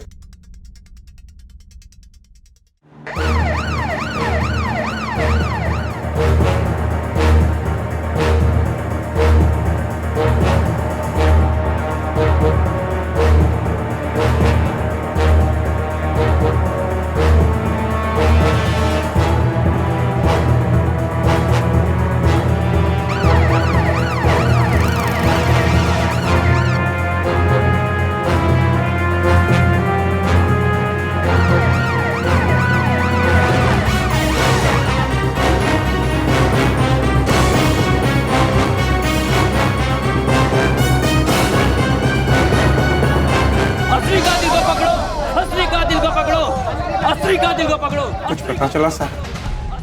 तहकीकात चल रही है। ऐसा कब तक बोलोगे साहब? और कितना इंतजार करें साहब, और कितना इंतजार करें आप? देखिए हम लोग बहुत जल्द कातिल को पकड़ लेंगे, आप बेफिक्र रहिए। अरे आप लोग शांत रहिए, पुलिस अपना काम कर रही है। अरे इन लोगों को पता है यार असली कातिल कौन है, लेकिन फिर भी छुपा रहे हैं क्योंकि पकड़ तो सकते हैं नहीं। आप किसी की हत्या होते हैं तो इसका जिम्मेदार आप लोग होंगे। आप लोग होंगे इसके जिम्मेदार। अरे आप लोग शांत रहिए, पुलिस अपना काम कर रही है। अरे क्या काम कर रही है पुलिस? फिर से वही मोडस ऑपरेंडी, फिर से रेप, फिर से गला घोट करके हत्या। सर, हैदराबाद पुलिस ने कंफर्म किया है कि रमजान अली कत्ल के वक्त हैदराबाद में ही था। ये देखिए रिपोर्ट। वो वहां पर 20 दिनों के लिए था ना? जी सर। और कत्ल हुआ, इसका मतलब रमजान अली हत्यारा नहीं हो सकता। अच्छा, उसके दरवाजे पर जो ताला लगा था जिसको हमने तोड़ा, उस पर कुछ फिंगरप्रिंट्स मिले थे, उनका कोई मैच मिला? नहीं सर, हमारे रिकॉर्ड्स में तो ऐसा कुछ भी नहीं मिला। नफीसा की जो ये पोस्टमार्टम रिपोर्ट है, इसमें उसका ब्लड ग्रुप है O पॉजिटिव, और उसकी लाश पर जो खून का धब्बे मिले थे उसका ब्लड ग्रुप था AB पॉजिटिव, राइट? और यही नहीं, नफीसा के नाखूनों में जो बाल मिले उसका DNA और खून के धब्बों का DNA सेम है। तीनों लाशें इन 3 जगहों पर पाई गई। इसका मतलब यह हुआ कि हत्यारा इसी इलाके के बीच में कहीं छुपा हुआ है। हत्यारे का ब्लड ग्रुप AB पॉजिटिव है, यह हम सब जानते हैं। अब इस इलाके में कितने लोग होंगे जिनका ब्लड ग्रुप AB पॉजिटिव होगा? उन सब लोगों को राउंड अप करो और उनमें से कातिल को छांटने के लिए उनका DNA टेस्ट करवाओ, सबका। सर, इस तरह से तो 500-600 लोगों के टेस्ट कराने पड़ जाएंगे। करो, मजिस्ट्रेट की परमिशन चाहिए, उसका बंदोबस्त मैं करता हूं। हर घर में जाओ और 15 साल से बड़ी उम्र के हर आदमी का ब्लड टेस्ट करो, हर एक आदमी का। Okay sir. पुलिस के सामने इस वक्त एक असाधारण चुनौती थी। इतनी बड़ी कॉलोनी के सभी पुरुषों का ब्लड टेस्ट करवाना कोई बच्चों का खेल नहीं था। हत्यारे को जल्द से जल्द ढूंढना सबसे ज्यादा महत्वपूर्ण हो गया था, क्योंकि जब तक वो बाहर था इलाके की कोई भी बच्ची उसका चौथा शिकार बन सकती थी। अरे कोई है? अरे ब्लड टेस्ट करना है। आइए डॉक्टर साहब। कोर्ट का ऑर्डर है, ब्लड टेस्ट करना है। जाओ गाड़ी में जाके चेक करके लेके आओ।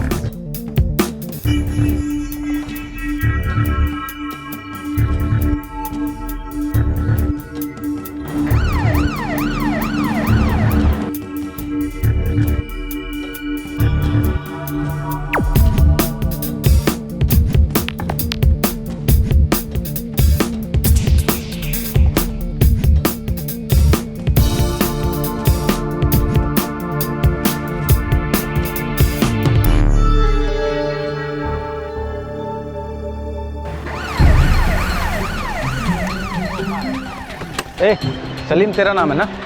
चल, बड़े साहब ने बुलाया। चल टेस्ट करना है तुम्हारा। चलो बैठो गाड़ी में। क्या साहब? चल चलो साहब, पर मैंने किया क्या? चलो बैठो, चलो। अरे कितनी देर से बता के लगा है, मुझे तो कंटाल आ रहा है। अरे हाँ रे, मेरे को भी कंटाल आ रहा है। इन लोग का ऐसा ही है, पिछली बार मेरे दोस्त को उठा के लाए थे, इस बार मेरे को उठा लिया। चलो।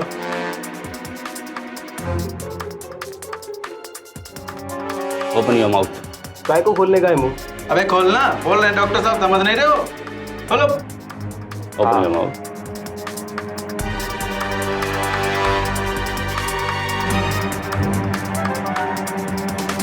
अरे दो यार, अरे दो यार, जाने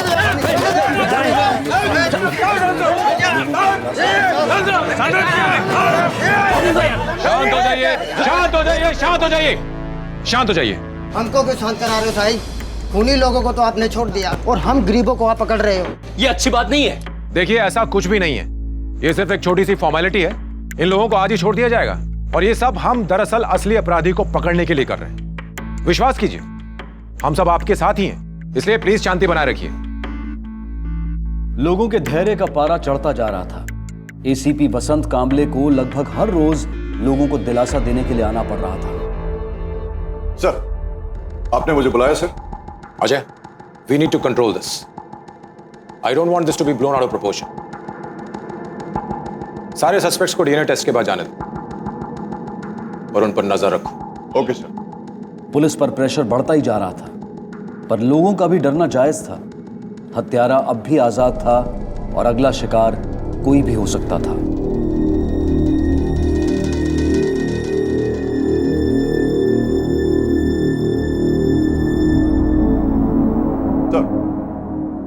पूछताछ से पता चला है कि नफीसा अली के अगवा होने के दिन उसको 3 लोगों ने देखा था।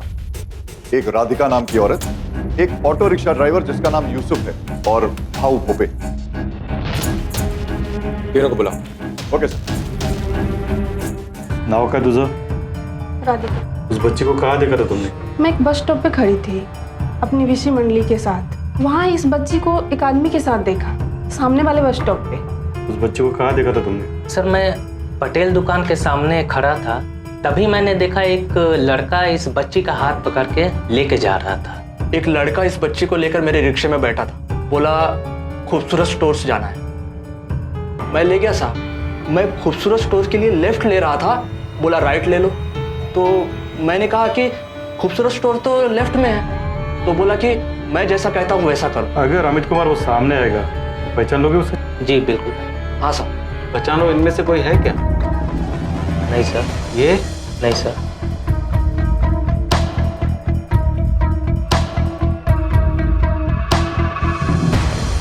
ये? एक मिनट। सर पीछे कीजिए। सर पीछे पीछे पीछे लो, पीछे लो।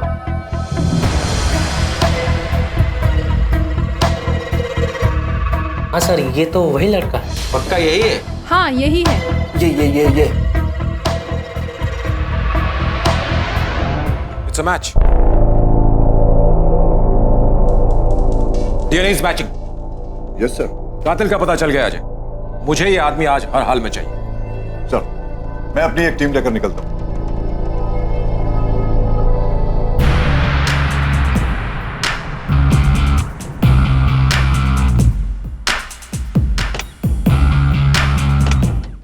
अबे जब उन्होंने तेरे को छोड़ दिया था तो मिला क्यों नहीं? अबे क्या बताऊं यार तेरे को, वो पुलिस वाला ना, वो ऐसा ब्रश डाल के ऐसा हिला रहा था, ऐसा कर रहा था जैसे मेरे मुंह में कीड़े लगे हो। तू देखा है क्या? साला कीड़े होते हैं पुलिस वाले भी, कुछ भी करते। बॉस, वो एड़े नहीं तू एड़ा है। डीएनए टेस्ट कराने लेके गए थे ना? अरे मेरा भी हुआ था रे पिछले महीने, जब मेरे को पकड़ के लेके गए थे ना।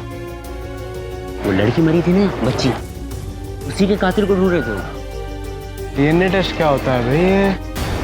अच्छा यार, मेरे को किसी ने पिछले महीने बताया था कि इससे कातिल का पता लगता है।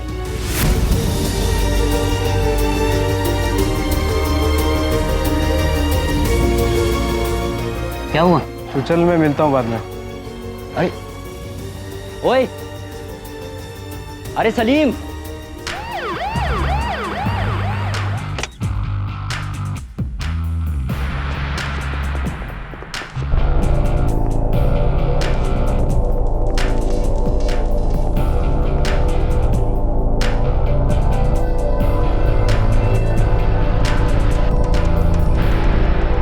सर सलीम, रुक रुक।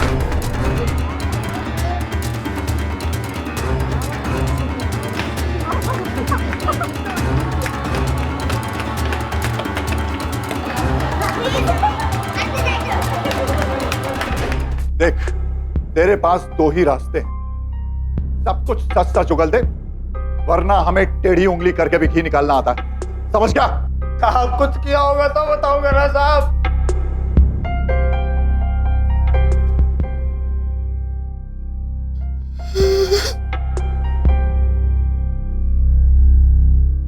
सर, मैंने काफी कोशिश की लेकिन वो मुंह नहीं खोल रहा है। जुर्म तो इसने किया है और इसका मुंह खुलवाना भी बहुत जरूरी है।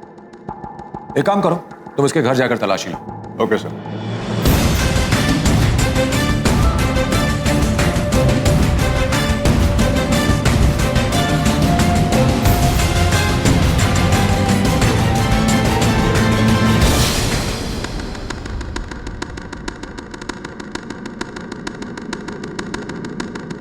आठ तारीख की शाम को 6 बजे बालवाड़ी से एक 9 साल की बच्ची अगवा होती है। कुछ दिनों के बाद उसकी लाश मिलती है। लाश पर जो डीएनए पाया गया वो तेरा था। इसका मतलब समझता है तू? तुझे तेरी भाषा में समझाऊं? तेरा जो ये ट्रांसमिशन है ना, वो बहुत जल्दी खत्म होने वाला है, हमेशा के लिए। साहब 8 तारीख को मैं अपनी जॉब पे था साहब। वो समित का नेट खराब हो गया था, वो रिचार्ज कर रहा था साहब। उसके बाद साहब मैंने कुछ 5-6 लोगों के रिचार्ज कराए और साहब सारे पैसे जाके मैंने अपने सेठ को दिए साहब। साहब चाहिए तो आप मेरे सेठ से पूछ लो साहब। इसका मतलब बाहर ही था ना? हमें वो हथियार मिल चुका है जिससे तूने गला घोटकर हत्या की, उस पर तेरी उंगलियों का निशान है।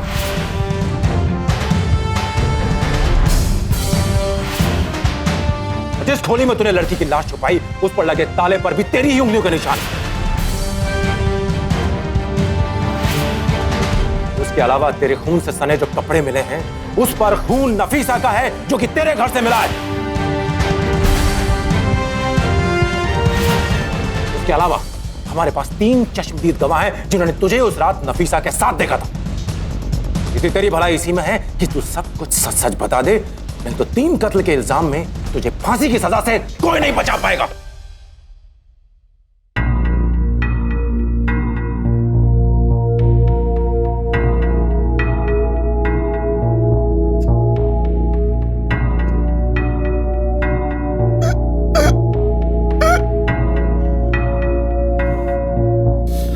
हाँ साहब, मैंने किया है साहब,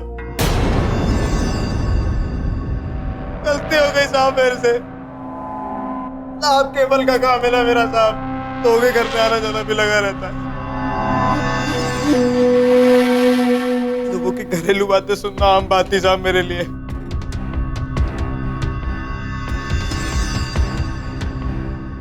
नफीसा के घर भी जाया करता था साहब मैं।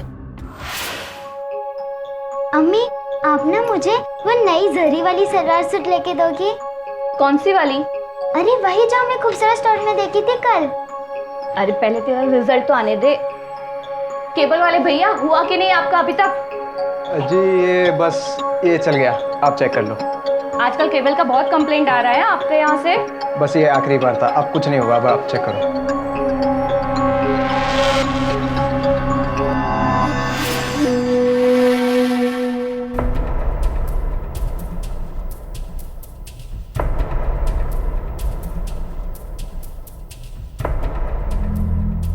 नफीसा बेबी, इधर आओ। यहाँ पास में ना एक खूबसूरत स्टोर है, तुम्हें वो जरी वाला सूट चाहिए था ना? हाँ मुझे चाहिए। आओ मैं दिलाता हूँ, आओ। फिर क्या किया तूने? एक दिन साहब मैं उसको रिक्शे में बिठाकर एक खोली में ले गया। सलीम ने पहली 2 लड़कियों के कत्ल का इल्जाम कबूल नहीं किया, शायद इस उम्मीद में कि उसे सजा कम मिलेगी। पहले 2 केसेस में सबूत कम होने की वजह से वो केसेस अभी भी ओपन हैं। हालांकि सलीम के अरेस्ट के बाद इस इलाके में बच्चियों के शोषण और हत्या की कोई वारदात सामने नहीं आई। मुंबई की एक स्पेशल विमेन कोर्ट ने सलीम को नफीसा अली के मर्डर के लिए आईपीसी की धारा 364 के तहत किडनैपिंग के लिए, धारा 376 सबसेक्शन 2 के तहत बलात्कार के लिए और धारा 302 के तहत हत्या के लिए दोषी पाया है। सलीम को उम्र कैद की सजा सुनाई गई है। कुछ लोग ऐसे होते हैं जो हमारे घर के सदस्य नहीं होते, लेकिन फिर भी उनका हमारे घर में आना जाना लगा रहता है। सलीम एक केबल वाला था जो नफीसा के घर में आता जाता रहता था, पर उस पर कभी किसी ने गौर भी नहीं किया। उसने घर की अंदरूनी बातों को सुनकर उन्हीं बातों को अपने फायदे के लिए इस्तेमाल किया और एक घिनौने अपराध को अंजाम दिया। अपने बच्चों को छूट देना अच्छी बात है, लेकिन इस केस के विविध पात्रों से एक बात साफ है, बच्चों के बारे में खबर रखना, उन्हें सही सीख देना और सचेत रखना अपने बच्चों और घर की सुरक्षा के लिए अनिवार्य है। इसी विचार के साथ मैं अनूप सोनी आपसे विदा लेता हूं। फिर मुलाकात होगी अगले एपिसोड में और खुलासा करेंगे एक और जुर्म का। तब तक अपना और अपने परिवार का ख्याल रखें और देखते रहें क्राइम पेट्रोल डायल 100। सबक एक को सीख हम सबको। जय हिंद। इस तरह के और भी एपिसोड देखने के लिए हमारे चैनल को सब्सक्राइब करें और बेल आइकन दबाना ना भूलें।